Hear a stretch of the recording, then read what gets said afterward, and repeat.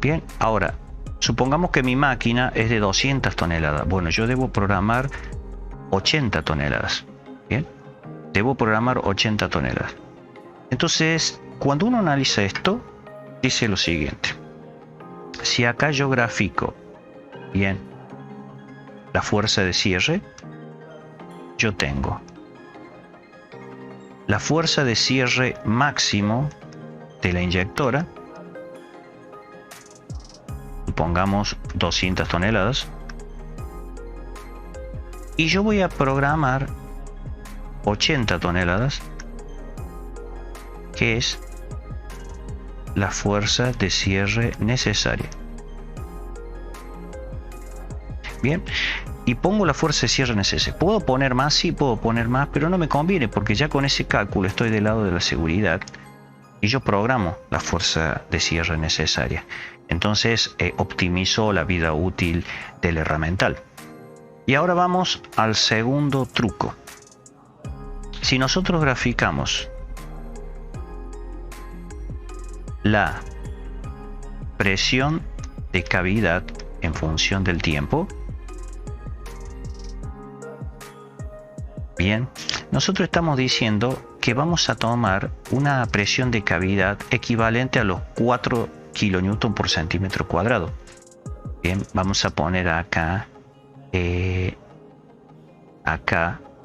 ahí tengo los 4 kilonewton por centímetro cuadrado. Fíjense que es fuerza sobre superficie, o sea, es presión de cavidad. Esto es presión de cavidad sugerida en este método, porque kilonewton es fuerza y centímetro cuadrado de superficie, o sea que esto es presión de cavidad la que estoy tomando, pero que la vamos a poner de esta forma más conocida, 400 bar, presión de cavidad. A este momento te recuerdo que las presiones de cavidad en el universo de las piezas inyectadas van de 200 a 600 bar. Presión de cavidad. No estamos hablando sobre la presión sobre el material en la nariz del husillo, y tampoco estamos hablando de la presión hidráulica en el cilindro de inyección. Está bien, estamos hablando de la presión en la cavidad, la que permite calcular la fuerza de cierre. Si esa es la presión de cavidad de mi cálculo, yo voy a poner que esa es la presión que se llama límite. Hay máquinas que te permiten programar la presión límite.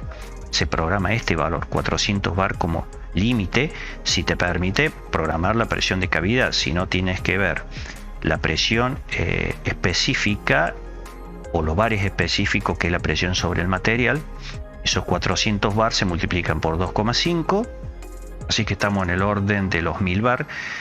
Y si tu factor de intensificación, lo que llamamos el intensificador, es 10, entonces tendría 100 bar de presión. Está bien. De todas maneras, tenemos la presión límite, que es esta presión que estamos hablando, ¿no? En el curso te lo explicamos mucho más amplio. Yo puedo hacer después un video para desarrollar eso. Pero esa presión de 400 bar, que equivalen a los 4 kilonewton por centímetro cuadrado, es la presión límite.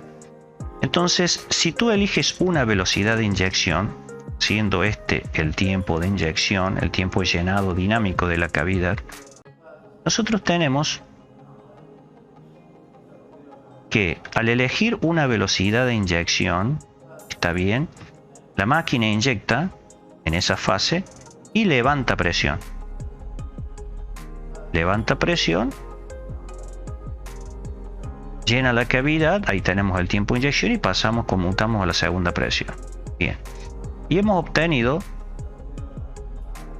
esto le vamos a poner una P1 a una cierta P1, una primera velocidad de inyección de prueba.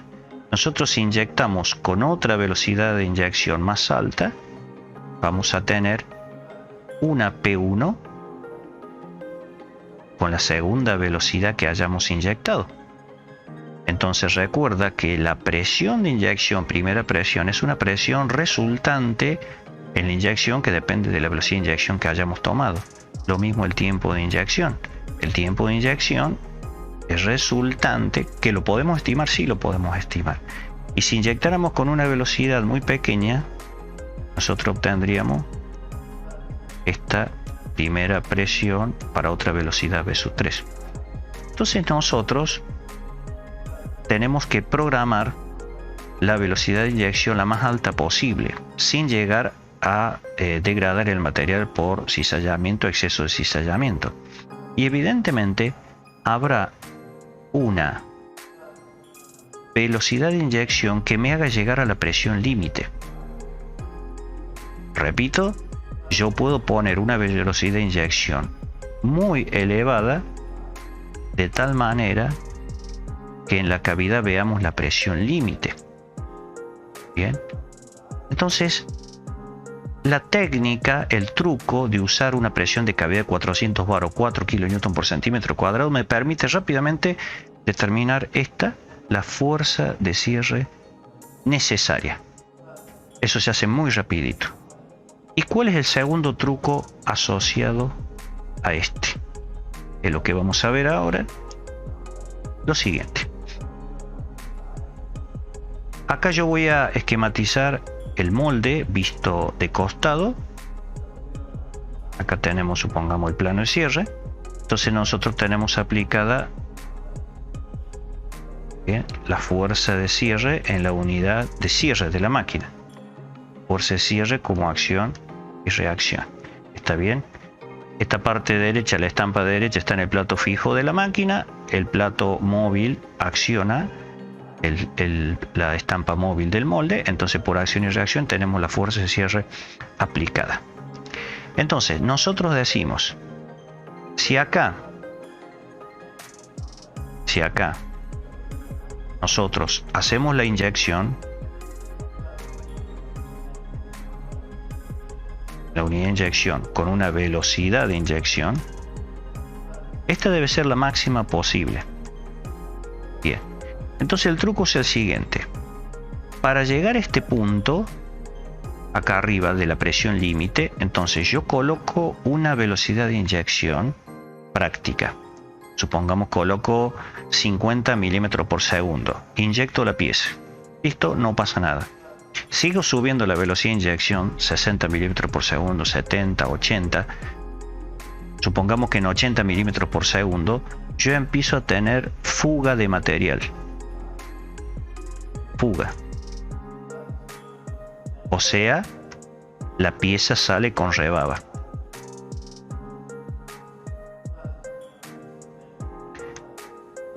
O sea, yo busco a propósito generar en esta puesta a punto una pieza con rebaba. Sigo subiendo la velocidad de inyección hasta que obtengo la primer pieza con rebaba. ¿Qué quiere decir eso? Que el molde apenas se abrió, porque la fuerza ejercida por la presión de cavidad está venciendo a la fuerza de cierre. Ha llegado a través de esa alta velocidad a generarse una presión de cavidad tan elevada que abre apenas el molde y la pieza ya me sale con rebaba. En ese momento, ¿qué quiere decir? Que prácticamente la presión de cavidad aplicada sobre la superficie proyectada, o sea, la fuerza interior del molde, es aproximadamente igual a la fuerza exterior del molde, que es la fuerza de cierre. En ese momento estoy, vamos a subir un poquito,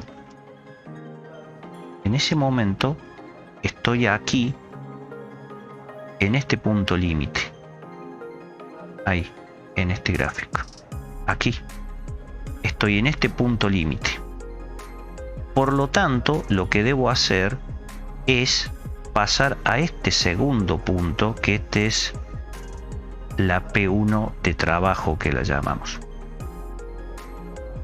Así determinamos en forma práctica la primera presión.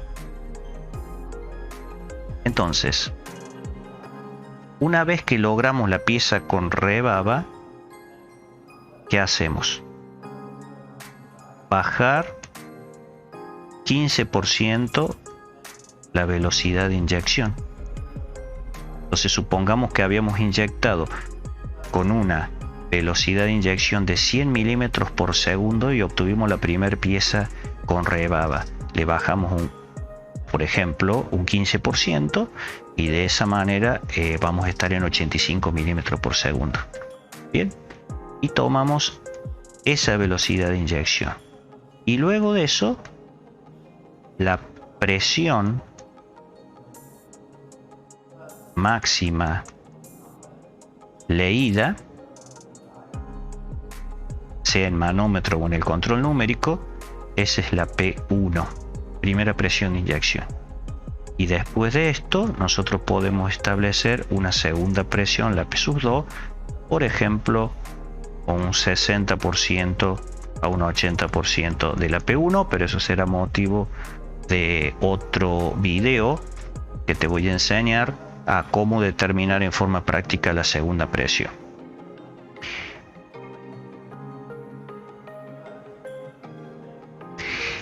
Bien, hasta acá entonces, haciendo un resumen, el truco de hoy es: estoy al lado de mi inyectora y no tengo la documentación técnica. Entonces estimo que la presión de cavidad necesaria para empezar a trabajar dentro de la cavidad del molde, la presión de cavidad va a ser 400 bar, que a unidades internacionales modernas son 4 kN por centímetro cuadrado. Vas a escuchar en todos lados esa regla, la regla de los 4 kN por centímetro cuadrado, que no deja de ser la presión de cavidad, esa presión de cavidad que necesitamos para que el molde llene.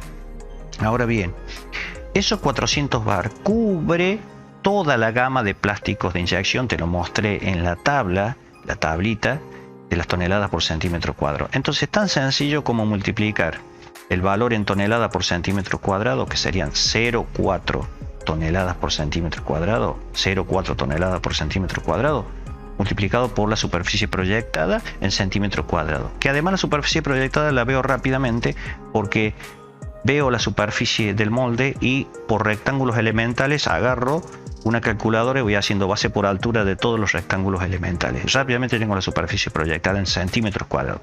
Lo multiplico por 0,4 toneladas por centímetro cuadrado, que es la adaptación de los 4 kN por centímetro cuadrado, y obtengo la fuerza de cierre. Quizás en 5 o 6 minutos ya lo tengo. Esa fuerza de cierre encontrada es la que debo programar en la máquina, no la fuerza de cierre total máxima que me da el equipo. Cuando yo programo esa fuerza de cierre, viene el segundo truco a modo de resumen: encontrar la velocidad de inyección en forma práctica, a pie de máquina, no menor. ¿Existe una forma precisa de calcular la velocidad de inyección? Sí, eso te lo enseñamos en nuestro curso de inyección de plástico, pero esto es a pie de máquina, que también lo enseñamos en el curso, pero es la salida práctica. Ponemos la máxima velocidad de inyección sin llegar a un límite de gradación. Vamos subiendo la velocidad de inyección, ponemos un valor, probamos, ¿sale con rebaba? No. Pruebo subo nuevamente la velocidad de inyección, inyecto, ¿sale con rebaba? No. Subo la velocidad de inyección, ¿sale con rebaba? Tampoco. Subo otro poquito la velocidad de inyección, ¿sale con rebaba? Sí. Esa velocidad de inyección que me generó la primera rebaba quiere decir que el molde está en el límite de apertura y cierre. Bien, ha entrado en equilibrio la fuerza debida a la presión de cavidad, fuerza interior, con la fuerza exterior, que es el cierre de la máquina. En ese momento has encontrado una velocidad de inyección límite. ¿Qué tienes que hacer? Bajar un 15% esa velocidad para entrar en el rango de seguridad. El molde ya no se va a abrir y esa es la mejor velocidad de inyección obtenida en forma práctica. Todo esto y mucho más te lo enseñamos en nuestro curso de inyección de plásticos. Si ves este video y ya se pasó la fecha, bueno, abajo en la descripción tienes la nueva fecha. Puedes hacerlo, enviarnos un email para mayor información a elviohugogonzalez@gmail.com. Y como sabemos que este video te ha gustado, mira, en este momento no salgas de él, pulsa un like, comparte nuestro video, suscríbete al canal si no lo has hecho, activa la campanita de notificaciones y algo muy importante también: haz los comentarios en todos los videos, tratamos de responderte a la brevedad posible. Haz los comentarios, también participa de nuestras estadísticas del canal, estamos sondeando opiniones para mejorar lo que estamos haciendo. Y por último, agradecerte, seguimos creciendo en el canal. Buenos días y hasta el próximo video.